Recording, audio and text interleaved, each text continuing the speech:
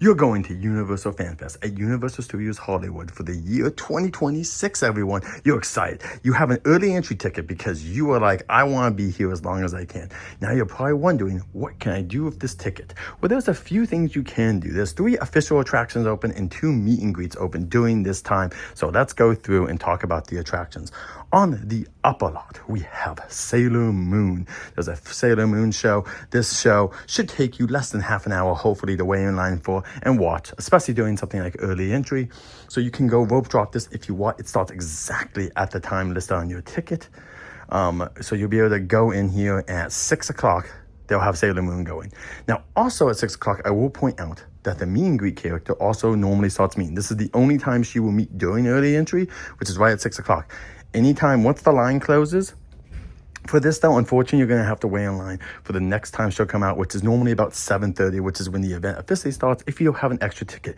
I will note that when I went recently, the line did close before 6 o'clock, which means that people that just have the early entry ticket and not like an annual pass or a 2 p.m. ticket, you may not be able to do this, but I just wanted to give you a heads up that there is a chance you could meet her if you get lucky at 6, but this is mainly, once again, for people that have like a 2 p.m. and annual passes and can get in early, but you can also get online and wait for the 7:30 Sailor Moon meet and greet as well. This meet and greet is very popular because there is currently only one Sailor Moon coming out and meeting, and so because of this, she's coming out, I want to say, like every 45-ish minutes in general during the event and stuff like that. So just a heads up for the Sailor Moon fans, that's what you can do, along with going to grab some tasty treats because the restaurants are also open during early entry.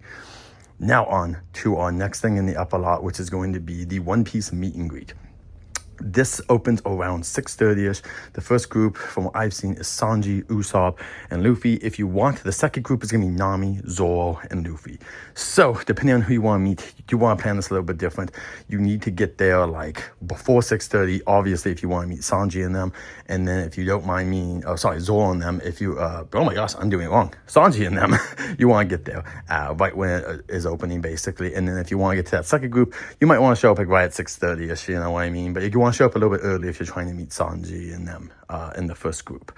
Now, they will come back again after this, so like basically you could also do a strategy of coming out at 6:40, and probably by the time the line gets to you, most possibly you might be going back to where they're going to Sanji and Usopp by the time the line moves to get you there, because this line does take a little bit of time because the characters are super interactive and people love to talk to them because, you know, they're the One Piece pirate crew. Everyone loves talking to them. So next up on the list though after this, and also just so you know, the One Piece crew is also open. This is also now open during the day. I believe it's like probably around lunchtime, so 11 a.m. ish is when this opens. And so if you do have an after 2 p.m. ticket, you can also eat food and along with this an early entry. But yes, during early entry, the lines do start getting longer, but it's still shorter than the normal event, which can be stretching out to 45 minutes to 90 minutes, depending on what time you're at the One Piece food area.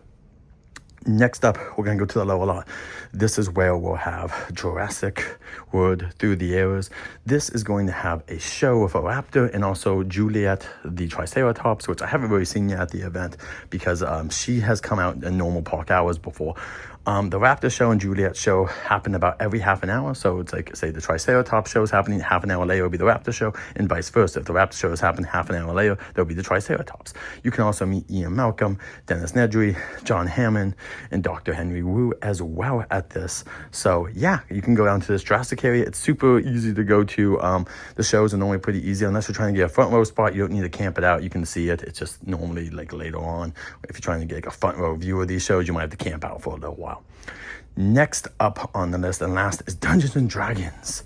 This is going to be the attraction that will get some lines sometimes. So just a heads up, I have seen it have some lines, and then right after early entry, it actually just dies down. So just a heads up. But it is something that you can be doing during your time.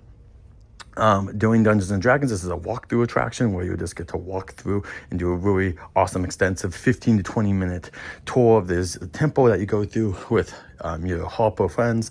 And yeah, it's super awesome. Definitely like a really great attraction. I think that while the lines never get insane for this normally, like sometimes they do get a little bit longer, but nothing insane. Like just Scooby-Doo and especially Harry Potter get insane lines, and even One Piece, the show, just gets insane crowds. I will say that this is a great thing. If you can do this even twice in a night in some way, it's great. It's up there. It's like an HHN house without the scaling, and it's just really good. The theming is great, and really the actors are what make this. But this is also open, but give you a heads up, I've been seeing about half an hour-ish is the normal wait time. So if you do get down here, you can, once again, if you have a 2 p.m. ticket, you can kind of rope drop it and get here even earlier, and see if that will help you out. And once again, besides that, food and stuff is open. But the main thing you're going to be doing during this time is one of those attractions. I will also say, as the last note, if you are a Harry Potter fan and you have early entry, at 7:15, they let you into the Harry Potter area and let you line up for the Hippogriff attraction that you get to walk through. So I would recommend doing this. So however you do this, if you start down Waterdeep and then you skip Jurassic and kind of come back up to make sure that you're in line for this, that's a good way to do it. You can... that's what I would recommend. I will also tell you that I've heard that Scooby-Doo is now letting people in at 7, but unless you really want to do that, Harry Potter gets a 60 to 2 hour line on average now. And so I would personally tell you guys, go off and just get Harry Potter done at 7:15. Go get online. It'll take you about 40-ish minutes. If you have Express, it will be quicker, obviously, but takes about 40 minutes in general if you even rope drop it. So just because of that, I would tell people, like, this is an attraction that you will want to go do ASAP, so that you have more time to do the other attractions in there. And then especially even if you want to do the Harry Potter attraction twice, this is the way to do it. Scooby-Doo on average gets under a half an hour line.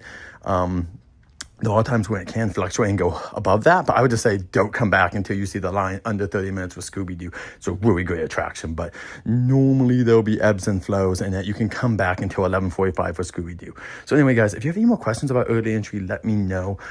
The main things, like I said, these are the attractions that are open for it, which is Sailor Moon, Dungeons & Dragons, and Jurassic World through the eras. There's 2 meet and greets, the One Piece location combined with Sailor Moon. So if you guys have any more questions, let me know in the comments below. Until next time, everyone, safe journeys.